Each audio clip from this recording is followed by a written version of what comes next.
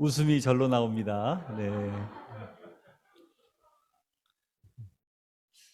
아, 오늘은 5월 첫 주입니다. 어린이 주일입니다.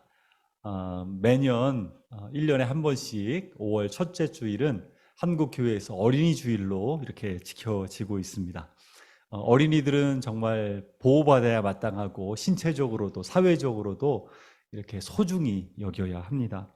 왜냐하면 어린이들에게 내일의 역사가 달려있고 또 이 나라의 미래가 달려있기 때문입니다. 그래서 성경에서도 자녀들을 잘 양육해라, 교육해라, 가르치라 라고 계속해서 말하고 있습니다. 특별히 신명기 6장 7절 말씀에 보게 되면 너의 자녀에게 부지런히 가르치며 집에 앉았을 때든지 길을 갈 때든지 또 누워있을 때든지 일어날 때든지 이 말씀을 강론하라. 하나님 말씀으로 잘 양육하라는 것이죠. 또 신명기 11장 19절 말씀에도 너희의 자녀에게 가르치며 집에 앉았을 때든지 길을 갈 때든지 누워있을 때든지 일어날 때든지 이 말씀을 강론해라 라고 말씀하고 있습니다.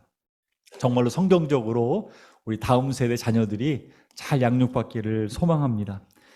그래서 어린이들은 어른에 비해서 굉장히 순수한 마음을 가지고 있잖아요. 때묻지 않은 그런 마음을 가지고 있기 때문에 예수님께서도 너희가 어린아이와 같지 아니하면 결코 천국에 들어갈 수 없다라고 이렇게 가르쳐 주셨습니다. 다시 말해서 어른이지만 어린이처럼 이런 순수한 마음을 가지라고 주님 말씀하신 것이죠.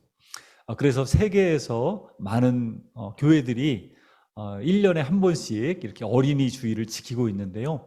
가장 처음 지켰던 때는 1870년도였습니다.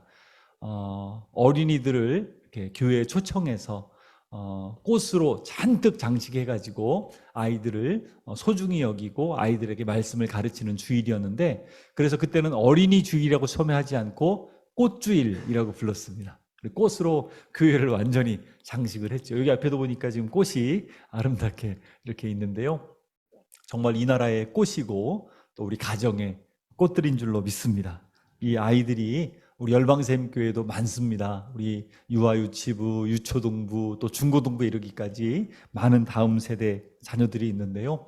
이들이 정말로 통일 세대의 리더들로 잘 성장할 수 있도록 여러분 많이 기도해 주시기 바랍니다. 이들이 너무너무 중요합니다. 특별히 사회의 7대 영역이라고 하죠. 정치, 경제, 사회, 문화, 가정, 교육, 종교, 이러한 7대 영역에서 정말로 통일을 준비하고 이룰 수 있는 주역들이 될 수 있도록 여러분 기도해 주시고, 특별히 어릴 때부터 예수님을 뜨겁게 만날 수 있도록 여러분 기도 부탁드립니다.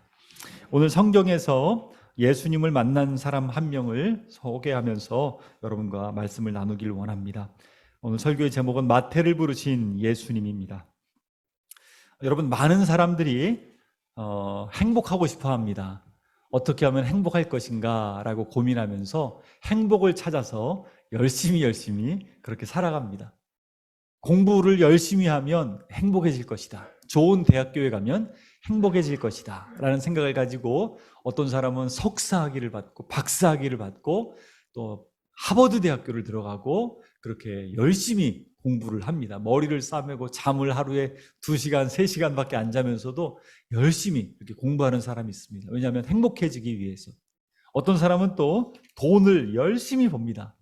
돈을 벌면 행복해질 것이다 라는 마음을 가지고서 그냥 가진 수단, 방법을 다 동원해서 열심히 돈을 법니다. 어떤 여성분들은 또 아름다워지면 행복해질 것이다 해서 얼굴을 가만 내버려 두지 않고 이렇게 주름살을 막 피고 무슨 주사를 맞고 하는데, 어떤 분은 제가 옛날에 우스갯소리인데 여기를 주름살을 피기 위해서 너무 이렇게 올렸더니 눈이 잘 안 감겨가지고 이렇게 고생하는 분도 있다는 얘기를 들었습니다. 아무리 얼굴이 주름살이 없어져도 과연 그렇다고 행복해지는 것은 아닙니다. 어저께 결혼식이 있었습니다. 결혼식에 가서 두 사람을 축복해주고 왔는데요. 이제 결혼하면 행복해질 것이다 라고 또 많은 사람들이 꿈을 꾸지만 연세 있는 분들은 아마 아실 것입니다. 인생의 쓴맛을 이제 앞으로 보게 될 것이다 이렇게 생각을 하게 될 것인데, 결혼을 해도 돈을 많이 번다고 해도 열심히 공부해서 좋은 대학교를 나온다고 해도 거기에 행복이 달려있는 것이 아니죠. 어떤 사람은 열심히 운동을 해가지고 막 배에다 왕자를 새기고 막 이런 사람도 있는데 그런다고 해서 행복이 찾아오는 것은 아닙니다. 더 많이 가졌다고 진정으로 행복한 것이 아니라는 것이죠. 오늘 성경에 나온 이 사람은요, 누구보다도 열심히 돈을 벌었던 사람입니다. 내 인생의 목적은 돈이야 라고 생각하면서 평생을 돈만을 위해서 살았던 그런 사람의 이야기가 나옵니다. 이 사람의 직업은 세리였습니다. 요즘 말로 말하면 세금을 걷는 공무원이죠. 돈을 벌기 위해서 정말로 자기 민족도 버리고 아무리 욕을 먹어도 난 돈이 최고야 라고 하면 돈만 쫓아가던 그런 사람이었습니다.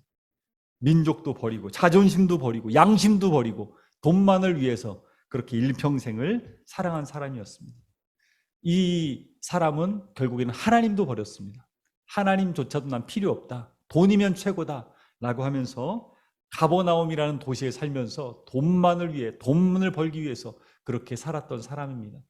이 가버나움이라고 하는 도시는 당시에 굉장히 부유했던 도시입니다. 상업적으로도 교육이 많았고 무역도 많이 하는 굉장히 부유한 도시였는데, 여기에서 특별히 세리라고 하면 부자 중에 부자였습니다. 돈을 많이 벌 수 있는 그런 직업이었죠.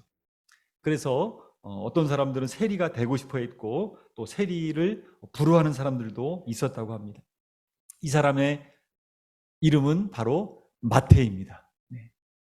이 마태가 평생을 돈만을 위해서 세리로 살면서 인정사정 봐주지 않고 돈만을 긁어모으면서 그렇게 살았는데, 예수님께서 어느 날 마태를 찾아오십니다.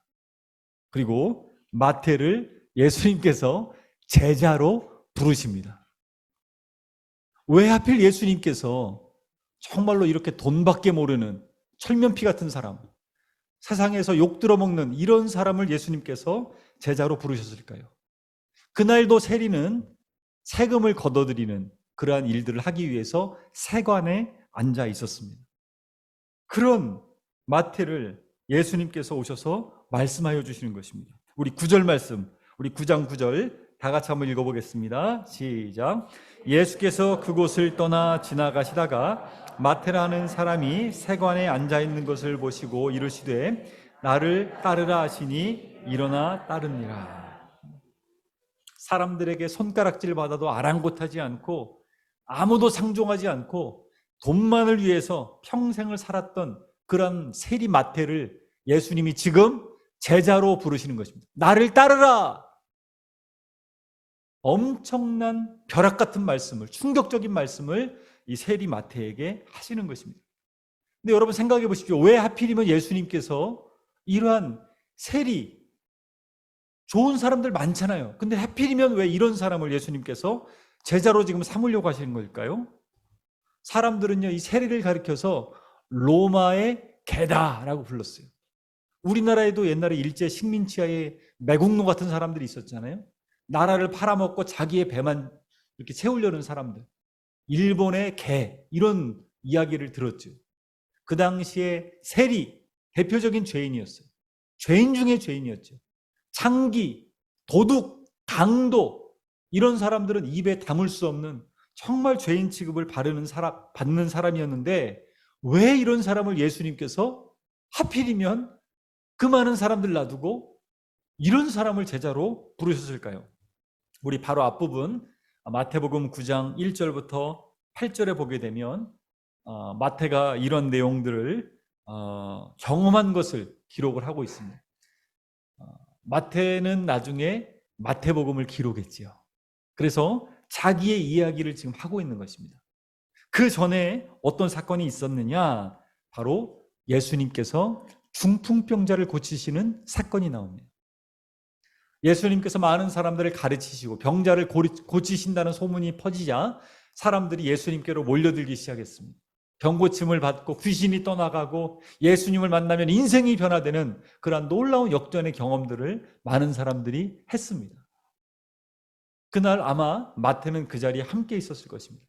사람들이 너무 에워싸서 들어갈 수 없는 그 집, 가나안의 가버나움의 그 집에 사람들이 친구를 한 명 메고 왔습니다. 중풍병에 걸려서 어찌할 수 없는 사람을 침대에 4명이 들쳐업고서 왔습니다. 예수님께 갈 수가 없죠. 왜냐하면 사람들이 에워싸이고 있으니까. 그래서 어떻게 합니까? 지붕으로 올라가죠. 그리고 지붕을 뜯기 시작합니다. 여기를 뜯으면 예수님이 밑에서 말씀을 가르치고 계신데 이 사람을 내려서 예수님이 좀 고칠 수 있도록 그렇게 우리가 하자. 그리고서 내리는데 예수님이 막 지붕이 뜯어지니까 막 먼지가 나고 그럴 텐데도 예수님 전혀 아랑곳하지 않고 예수님께서 이 사람을 바라보시면서 말씀하십니다. 중풍병자에게 이르시되 2절 말씀에 작은 자야 안심하라 네 죄사함을 받았느니라. 당시에 병이 심한 사람들은 죄를 많이 지었기 때문에 병 걸린 것이다 라고 생각을 했어요. 예수님께서 느닷없이 이 사람에게 너의 죄사함을 받았다라고 지금 말씀하고 계세요. 사람들이 충격을 받았습니다. 어떻게 저분이 저렇게 저 사람에게 죄사함을 받았다고 말씀을 할 수 있나. 결국에 예수님께서 그 사람의 병도 고쳐주십니다. 이것을 생생하게 경험한 마태는 갈등이 커졌을 것입니다. 너무 마음에 갈등이 생기는 거예요. 그리고 그 예수님에 대한 소문이 가버나움에 가득 퍼졌으니까 그 얘기를 들을 때마다 마음의 갈등이 굉장히 커진 것이죠. 그러한 마음의 중심 상태를 예수님이 아신 것입니다. 보신 것입니다. 그리고 예수님이 찾아오신 것입니다. 예수님은 어떤 분이시냐면 우리의 마음의 중심을 보시는 분이십니다. 우리가 외롭고 힘들 때, 우리가 이제는 더 이상 소망이 없다라고 낙심할 때, 고통스러울 때 그 마음의 중심 내면을 우리 주님 아시고 찾아오시는 분이십니다. 그러한 마태를 예수님 지금 찾아가십니다. 원래 마태의 이름은요, 굉장히 좋은 이름의 뜻을 가지고 있어요. 여호와 하나님의 선물. 그 부모가 자녀가 태어나서 잘 되기를 바라면서 너는 하나님의 선물이야. 여호와 하나님의 선물로 살아라 라고 이름을 그렇게 지어줬는데 마태는 그렇게 살지 않았습니다. 돈만을 위해서 민족을 배반하고 그렇게 손가락질 받아도 아랑곳하지 않고 철면피처럼 그렇게 살았습니다. 전혀 이름답지 않은 삶을 살았습니다. 마가복음과 누가복음에 보게 되면 레위가 이 사람의 이름이 레위라고 나오는데 레위는 사실은 제사장 가문이죠. 거룩한 가문입니다. 이 마태는 사실 레위 마태예요. 그러니까 거룩한 제사장 집안에 태어난 아들입니다. 그런데도 불구하고 다 버렸어요. 레위고 뭐고 제사장 집안이고 뭐고 필요 없다. 나는 돈만을 위해 살겠다. 라고 세리의 길을 택한 것입니다. 그리고 평생 정말 죄인 중에 죄인으로 그렇게 살았습니다. 도저히 이 마태는 예수님의 제자가 될 수 있는 그러한 자격이 있는 사람이 아니었습니다. 예수님이 아무나 제자로 부르지 않습니다. 그런데 하필이면 지지르도 욕을 많이 먹는 사람들이 보기엔 쓰레기 같은 그런 사람을 예수님 찾아오셔서 나를 따라오라. 나의 제자가 되라. 라고 지금 말씀하여 주시는 것입니다. 오늘 이 마태가 어디 있을 때 예수님 부르셨을까요? 세관에 앉아 있을 때. 갈릴리 호수에서 예수님 말씀을 들을 때도 아니고 회당에서 예수님 가르치실 때 감동받은 것도 아니고 여전히 세관에 앉아서 죄를 짓는 그 현장에서 사람들에게 세금을 어떻게든 많이 걷어들여야 되겠다라는 마음으로 일하고 있는 그 현장에 예수님 찾아오셔서 나를 따라오라. 다 버리고 나를 따라오라. 라고 예수님 친히 찾아오신 것입니다. 우리 예수님 그런 분이십니다. 우리가 세상 가운데 허덕일 때, 여전히 죄로 인해 눌려 있을 때, 내 힘으로 어찌할 수 없을 때 예수님 우리 마음의 중심을 아시고 찾아오시는 그런 분이십니다. 완전히 마음이 낮아져서 내 힘으로 할 수 있는 게 없구나 라고 마음에 절망해 있을 때 주님 찾아오십니다. 그리고 위로해 주시고 주님이 나와 함께 가자. 내가 너와 함께 한다 라고 말씀하시는 그러한 분이십니다. 범죄한 사람 주님 찾아가셔서 그 현장 가운데 만나주십니다. 아무 자격도 없고 세상은 포기했지만 주님은 포기하지 아니하십니다. 요 그를 부르시는 것입니다. 사랑하는 여러분, 주님께서 여러분을 만나셨을 때를 생각해 보십시오. 어떠한 자리에서 주님이 여러분들을 만나 주셨습니까? 저는 군대에 있을 때 예수님을 뜨겁게 만났습니다. 그 이전에 저의 삶을 돌아본다면 저는 정말 잊어버리고 싶은 과거가 있습니다. 도저히 생각도 하기 싫습니다. 입에서는 거친 표현들이 나오고 또 정말로 사회에 대해서는 부정적인 생각을 가득 가지고 있고 부모에 대해서도 원망하고 늘 어둡게만 그렇게 인생을 바라보던 그런 돈만 쫓는 그런 과거가 있습니다. 만약에 주님이 저를 찾아오지 않으셨다면 생각만 해도 끔찍합니다. 내가 과연 어떻게 되었을까? 내가 과연 어떠한 모습으로 살고 있을까? 주님을 모르고 세상 가운데 살아간다면 나만 알고 이기적으로 돈만 바라보면서 그렇게 살고 있지 않을까? 근데 주님께서 아무런 자격도 없고 죄인 중에 죄인인 저와 우리 모두를 또 마태를 찾아와 주셨습니다. 주님의 일방적인 주권으로 주님이 찾아오시고 말씀하여 주신 것입니다. 마태가 이 예수님의 음성을 들었을 때 얼마나 사실은 기뻤을까요?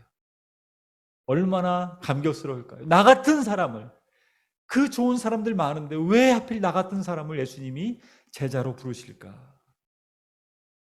너무 기뻤을 것입니다. 그리고 예수님이 자기를 제자로 불렀다는 것 감사해서 사람들에게 자랑하고 싶었을 것입니다. 예수님이 나를 제자로 부르셨다. 나는 이제 예수님의 제자가 되었다. 저 훌륭하신 분의 제자로 이제는 나는 살아간다. 너무 기뻤을 것입니다. 중풍병자를 고치시고 또 어부 베드로에게 찾아오셔서 수많은 고기를 잡게 하시고 또 많은 귀신들을 쫓아내시고 그런 기적의 현장들을 보면서 마태는 너무 감격스럽고 정말 기뻤을 것입니다. 우리가 맛집을 가게 되면 그것을 다른 사람들에게 소개하잖아요. 제가 금요일 날 한 목사님을 만났는데 그 목사님이 저에게 여기 맛집이 있다고, 좋은 데가 있다 그래서 저를 데리고 오는 식당으로 갔습니다. 순댓국집이었어요. 가격도 싼데 내용을 얼마나 푸짐하게 주는지 정말 맛있는 거예요. 가성비가 정말 좋다고, 여기 맛집이라고 유명하다고 저를 거기 이제 소개시켜 주셔서 가서 먹었습니다. 너무 맛있더라고요. 맛집에만 가도 다른 사람들에게 소개시켜 주고 싶습니다. 사랑의 우리 주님이 우리를 찾아와 주셨고 우리를 살려주셨고 우리를 위로해 주시고 우리와 함께 하신다는 이 놀라운 사실을 우리가 자랑해야 되지 않겠습니까? 많은 사람들에게 우리가 선포하고 알려야 되지 않겠습니까? 이 마태는 너무 좋았어요. 너무 좋았어요. 그래서 자랑합니다. 먼저 10절 말씀 같이 한번 읽어보겠습니다. 시작. 예수께서 마태의 집에서 앉아 음식을 잡수실 때에 많은 세리와 죄인들이 와서 예수와 그의 제자들과 함께 앉았더니. 여러분, 예수님이 부르실 때 즉각적으로 순종하는 것이 중요합니다. 예수님 우리에게 말씀하실 때, 하나님께서 우리에게 어떤 감동을 주실 때 즉각적으로 순종하는 것이 중요합니다. 우리 옆 사람하고 한번 이렇게 인사할까요? 우리 즉각적으로 순종합시다.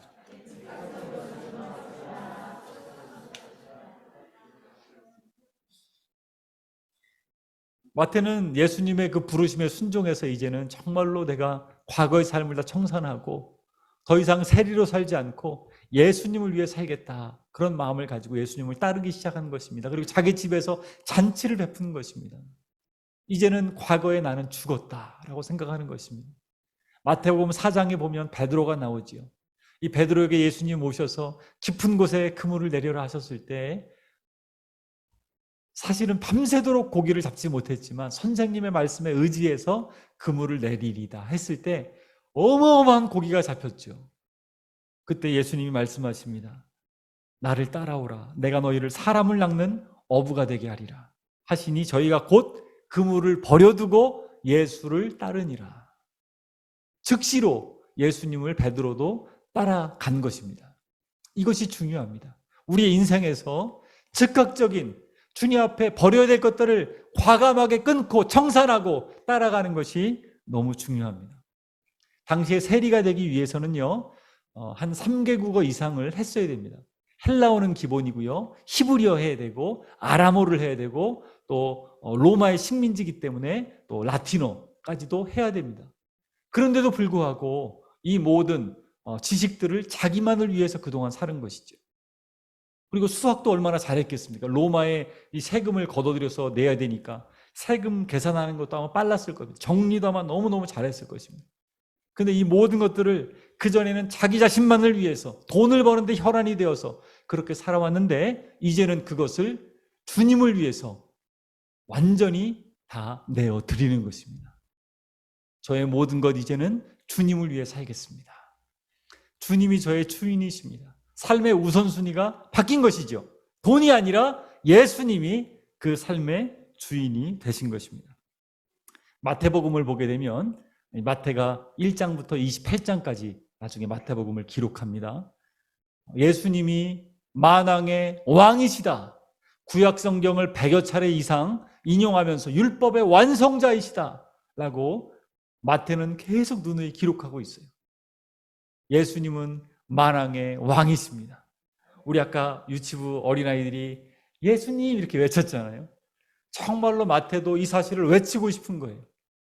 세리였던 나, 죄인이었던 나, 사람들에게 손가락질을 받던 나를 예수님 찾아오셔서 나를 이렇게 변화시켜 주셨다. 사람들에게 만왕의 왕이신, 메시아이신, 구세주이신 예수님을 사람들에게 알려주고 싶었던 것이죠. 이제는 세리의 삶을 완전히 청산해버리고 주님의 제자가 되어서 그렇게 살기로 결단한 것입니다. 사랑하는 여러분, 우리도 정말로 과거에 하나님 앞에 부끄러운 모든 것들 다 벗어버리고 새 사람이 된 줄로 믿습니다. 에베소 4장 2장 22절 24절에 보게 되면 이렇게 말씀합니다.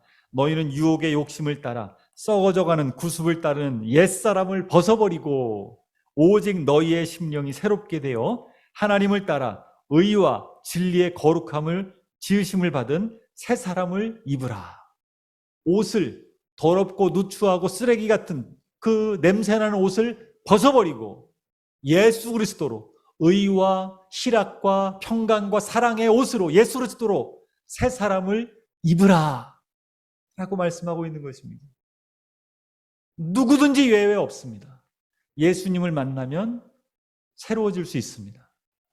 왜 하필 마태 같은 사람을 부르셨을까? 이런 사람도 예수님께서 제자로 삼으셨다면 우리에게도 소망이 있는 것입니다. 모든 사람에게 소망이 있는 것입니다. 감옥에 가서 계속 전도를 열심히 하시는 목사님들 계십니다. 그분들의 간증을 들어보면 누구나 예수님을 만나면 변할 수가 있다라는 것입니다. 그동안 어떤 죄를 지었던지 간에 상관없이 예수님을 만나면 누구나 다 새로운 피조물로 완전히 새롭게 될 수 있다는 것입니다. 고린도후서 5장 17절 말씀은 우리에게 말하고 있습니다. 그런즉 누구든지 그리스도 안에 있으면 새로운 피조물이라. 이전 것은 지나갔으니 보라 새 것이 되었도다. 그리스도 안에 누구든지 들어오면, 주님을 누구든지 만나면 완전히 새로워질 수 있다는 것입니다. 우리의 가정 안에, 우리의 사회 안에, 우리의 이웃 가운데 주님을 만나는 놀라운 역사가 날마다 펼쳐지기를 주님의 이름으로 축복합니다. 마태는 이제는 새로운 인생을 살게 되었습니다. 얼마나 기뻤을까요? 저도 예수님을 만나고 나서 얼마나 기쁜지 다른 인생이 이제 펼쳐지는 것이죠. 과거의 삶이 아닙니다. 절대로 돌아가고 싶지 않은 그런 과거의 삶이 아니고 이제는 정말로 주님의 제자로서 그렇게 살아가는 기쁨과 감격에 찬 그런 모습으로 나아가는 것입니다. 그래서 그동안 사람들에게 비난받고 조롱받으면서도 돈만을 위해서 그렇게 세리로 살았지만 이제는 메시아이신 예수님을 내가 만났다. 그분이 정말로 이제는 나를 제자로 삼으셨다. 너무 기뻐가지고 친구들에게 막 알리는 것입니다.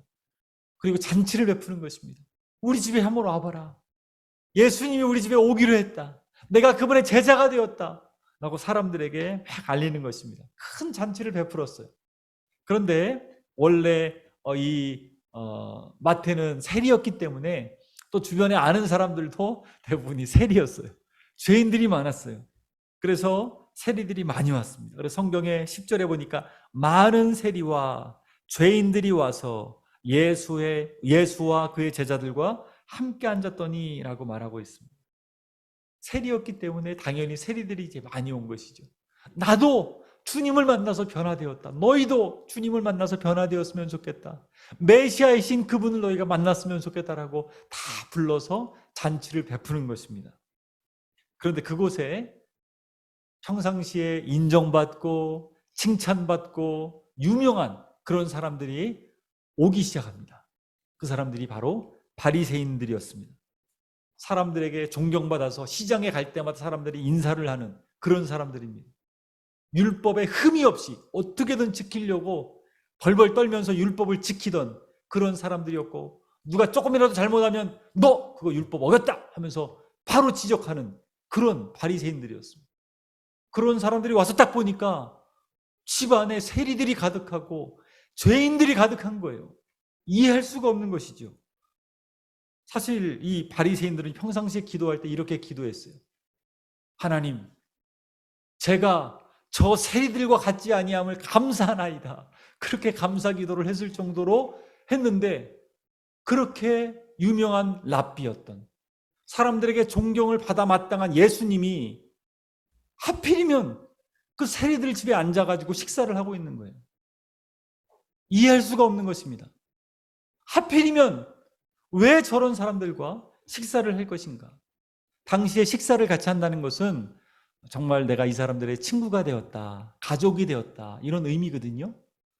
그래서 이 바리새인들은 세리의 집 근처에 얼씬도 하지 않았고, 일반 사람들도 전혀 어울리지 않는, 상종하지 않는 사람들이었기 때문에 예수님이 거기에 딱 앉으셔가지고 함께 음식을 잡수시는 걸 보고서 이해할 수가 없는 거죠. 왜 저런 사람들과 함께 저렇게 밥을 먹고 있나? 여러분, 이런 상황에서 마태의 마음을 한번 생각해 보십시오. 내가 예수님을 모실 수 있는 그런 자가 아닌데 예수님이 나 때문에 욕을 얻어먹고 있구나. 예수님이, 그 거룩하신 분이, 메시아이신 그분이 지금 우리 집에 와가지고 앉아있는데, 또 세리들이 많이 와 있는데 나 때문에 바리새인들에게 예수님이 욕을 먹고 있구나. 너무 부끄러웠을 것입니다. 감히 고개를 들 수가 없죠. 자기가 지은 죄가 있으니까요. 너무 송구스러워서, 죄책감이 많아서 고개를 들 수가 없어요. 그때 바리새인들이 제자들에게 묻습니다. 어찌하여 너희 선생은 세리와 죄인들과 함께 잡수시느냐? 이해할 수가 없으니까 결국에는 질문을 하죠. 너희 선생은 세리와 죄인들과 함께 잡수시느냐? 다시 말하면 뭐예요? 어째서 저런 쓰레기 같은 사람들하고, 저런 상종 못할 사람들하고 너희 선생은 어떻게 같이 밥을 먹고 있느냐? 이해할 수 없다라고 말하는 것이죠. 당시에 예수님은 12제자를 삼으셨는데, 마태복음 10장 2절 한번 찾아보시길래요? 마태복음 10장 2절 보면 12사도의 이름은 이러하니 베드로라는 시몬을 비롯하여 라고 말씀이 나오면서 제자들 이름이 쭉 나옵니다. 근데 여기에 보면 특징이 3절 말씀 보면 빌립과 바돌로메, 도마와 세리 마테, 알페의 아들 야고보와 다데오 이렇게 나와요. 다른 사람들은 직업을 한 명도 쓰지 않고 있어요. 어부 베드로 이렇게 말하지 않아요. 근데 마테만 자신의 직업을 말합니다. 뭐라고 합니까? 세리 마테. 마테는 이 마태복음을 기록하면서 자기는 과거에 어떤 사람이었는지를 다시 한번 알리는 것입니다. 여러분, 우리는 과거에 우리가 어떠한 자였는지, 어떠한 사람이었는지 우리는 기억해야 합니다. 내가 과거에 그토록 죄인이었는데, 죽어 마땅한 자였는데, 그러한 나를 예수님이 불러주셨다, 만나주셨다, 사랑하여 주셨다 라는 사실을 우리는 잊어서는 안 될 것입니다. 우리 옛 속담에 개구리 올챙이 척 시절을 기억하지 못한다라는 속담이 있어요. 과거에 자기 옛날 모습을 기억하지 못하는 것이죠. 저는 저의 과거의 시절을 생각한다면 과연 내가 예수님을 만나지 못했다면 나는 어떻게 되었을까를 종종 생각해 봅니다. 너무 감사한 것이죠. 예수님이 나 같은 사람을 만나주셨다는 것 얼마나 감사한지 몰라요. 마태, 자기가 평생 세리로 손가락질 받으며 살아왔는데 이런 나를 제자로 삼아주셨다는 것 얼마나 감사한지, 얼마나 감사한지. 마태복음 자세히 여러분 읽어보시면 마태가 어떤 말을 했다라는 기록이 없어요. 마태는 12제자들하고도 사실 낄 수 없는 사람이었어요. 제자들이 바라볼 때도 아유 저 사람 세리였던 사람, 상종하고 싶지 않은 사람이라고 아마 생각했을 수도 있어요. 왜냐하면 정말로 매국노, 그렇게 죄인 중에 죄인이기 때문에 차라리 어부가 낫지 어울리지 않았을 그런 사람이었어요. 그래서 그런지 마태는 한마디도 하지 않습니다. 자기 주장이 없어요. 마가복음에 봐도 누가복음에 봐도 마태는 자기 주장이 없어요. 왜요? 자기가 어떠한 자였는지를 아는 거죠. 나 같은 사람을 예수님 제자로 불러주셨다면, 나 같은 자를 예수님께서 12사도로 부르셨다면 내가 무슨 말을 할 수 있는가? 나중에 마태복음을 기록하죠. 마태는 원래 정리를 잘하고 기록을 잘하는 사람이었기 때문에 마태복음을 낱낱이 기록합니다. 평생을 예수님을 증거하는 그런 삶을 살다가 순교당해서 그렇게 마태는 인생을 마쳤습니다. 예수님을 위한 인생으로 그렇게 평생을 살아갔습니다. 그의 인생을 잘 돌이켜 보십시오. 세리 마태. 결코 예수님께 나올 수 없는 사람을 예수님 불러주셨습니다. 그렇다면 누구라도 예수님께로 나오면 새로운 인생, 새로운 삶으로 변화될 수가 있는 것입니다. 주님이 우리를 불러주셨습니다. 주님이 여러분을 불러주셨습니다. 사랑한다라고 말씀하시고 내가 너와 함께한다. 내가 너를 책임지겠다. 너는 내 것이다. 너는 내 아들이요 딸이다. 내가 너를 사랑해서 내 목숨을 주어도 아깝지 않을 너는 내 사랑하는 아들 딸이다 라고 말씀하여 주시는 것입니다. 그 사실 앞에 그 은혜 가운데 우리가 어떤 자격이 있길래 무엇을 잘해서 예수님께 나아갈 수 있는 것입니까? 아무 자격 없지만 일방적으로 예수님이 우리를 사랑해 주신 것입니다. 그 사실 앞에 감사해서 마태는 울고 또 울고 또 울었을 것입니다. 예수님을 생각만 하면 얼마나 감사한지. 나중에 성령 충만함을 받고 평생을 그렇게 예수님을 위해서 사는 것이죠. 우리가 예수님을 만났고 알았다면 마지막으로 우리는 주님의 그 긍휼하심을 배워야 합니다. 나를 불러주신 그 예수님, 그 사랑에 감격해서 살면서 그 주님의 긍휼하신 마음, 사랑의 마음을 우리는 배워야 합니다. 그 긍휼한 마음을 예수님께서 이렇게 표현하십니다. 마태복음 9장 12절입니다. 다 같이 한번 읽어볼까요? 마태복음 9장 12절입니다. 시작. 예수께서 들으시고 이르시되 건강한 자에게는 의사가 쓸데없고 병든 자에게야 쓸데 있느니라. 아멘. 건강한 사람은요 병원에 가지 않죠. 여러분 건강한데 병원에 갑니까? 안 가지요. 아프면 어떻게 해요? 너무 아프다. 그럼 병원에 가지요. 가서 처방을 받고 약을 먹습니다. 마찬가지로 예수님 말씀하십니다. 건강한 사람에게는 의사가 필요 없다. 자기가 의롭다고 생각하는 사람, 교만한 사람, 그런 사람들은 예수님께 나오려고 하지 않습니다. 그러나 내가 정말 주님 죄인입니다. 내 과거, 나의 상처, 아픔들, 나의 외로움들 너무 큽니다. 라고 하는 사람일수록 주님이 더욱더 필요한 것입니다. 병이 많고 마음에, 육신에, 또 가정에 풍파가 많은 사람들에게 주님이 더욱더 필요한 것입니다. 그래서 주님께서 말씀하시는 것입니다. 13절 말씀에 너희는 가서 내가 긍휼을 원하고 제사를 원하지 아니하노라 하신 뜻이 무엇인지 배우라. 나는 의인을 부르러 온 것이 아니요 누구를 부르러 왔다고요? 죄인을 부르러 왔노라. 예수님께서 말씀하세요. 예수님께서 계속해서 제자들에게 가르쳐 주시고 보여주셨어요.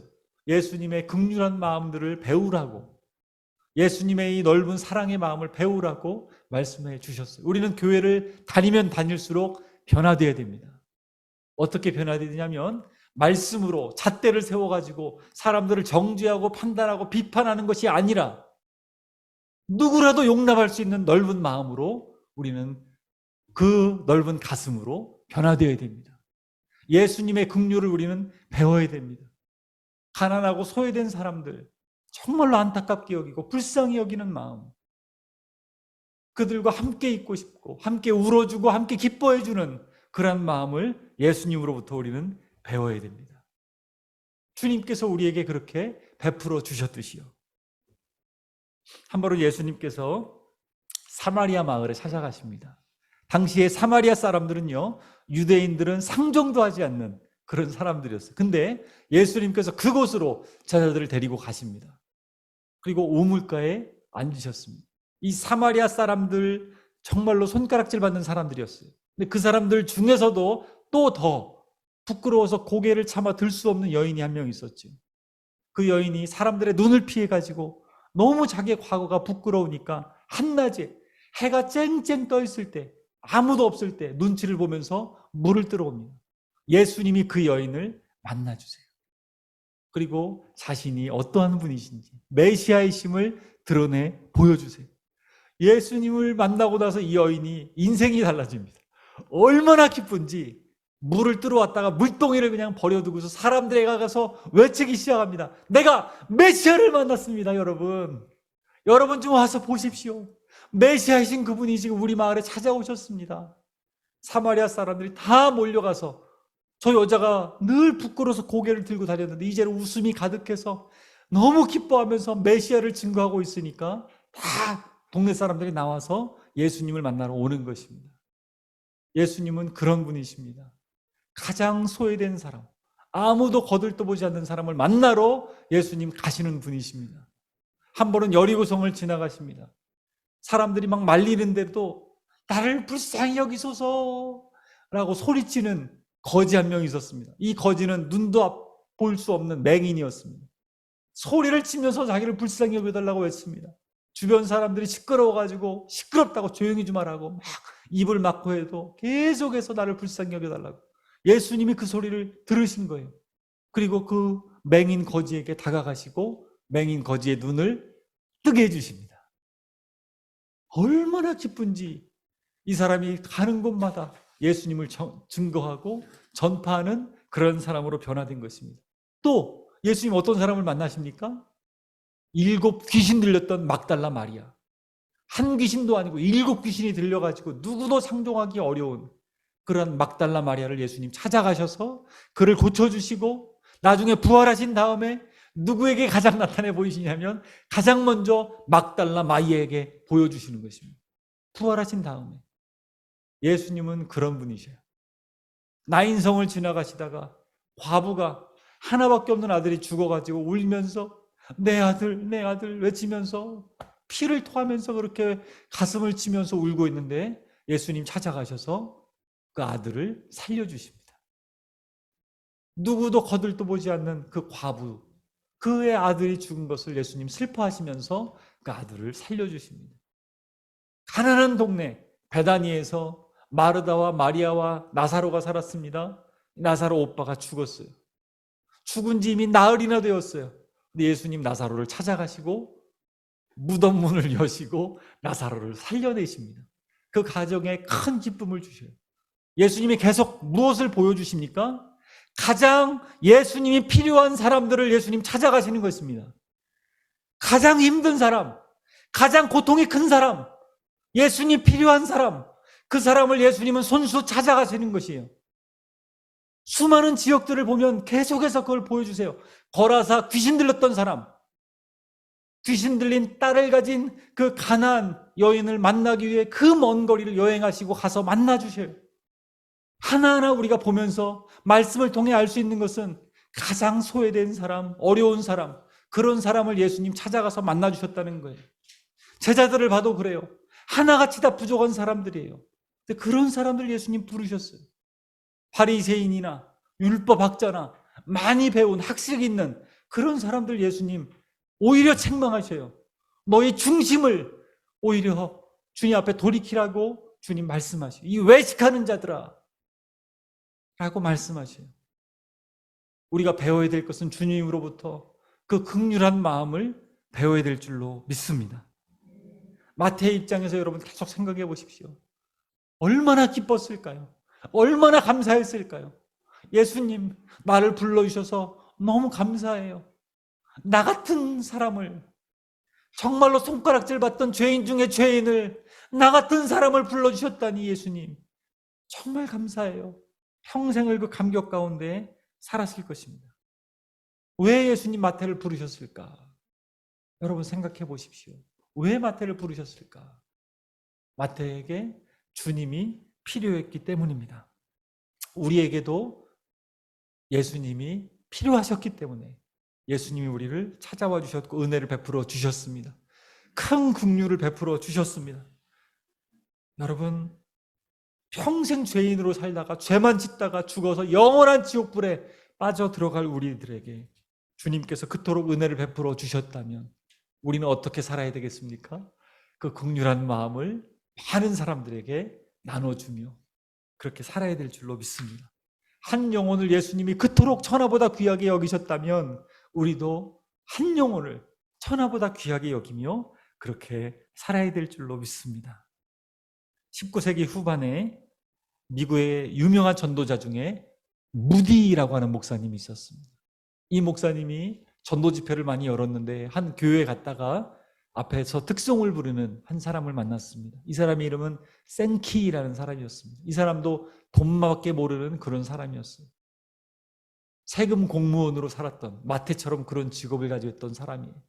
근데 무디 목사님이 그 찬양을 듣더니 너무 감동이 된 거예요. 그리고 권면을 했습니다. 나와 함께 이제는 복음을 전하기 위해서 다니자고. 센키가 고민을 하다가 자기의 직업을 내려놓고 이제는 그 무디 목사님하고 전도 집회를 다닙니다. 그리고 앞에서 특송을 하고 찬양을 인도했는데 그의 찬양을 들었던 많은 사람들이 감격의 눈물을 흘리고 그 찬양을 통해서 많은 사람들이 또 회심하는 역사가 일어났습니다.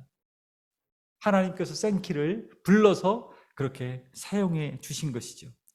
여러분 결심하십시오. 이제 나는 주님을 위해 살겠다. 우리 옆 사람에게 한번 이렇게 고백했으면 좋겠습니다. 나는 이제 주님을 위해 살겠습니다.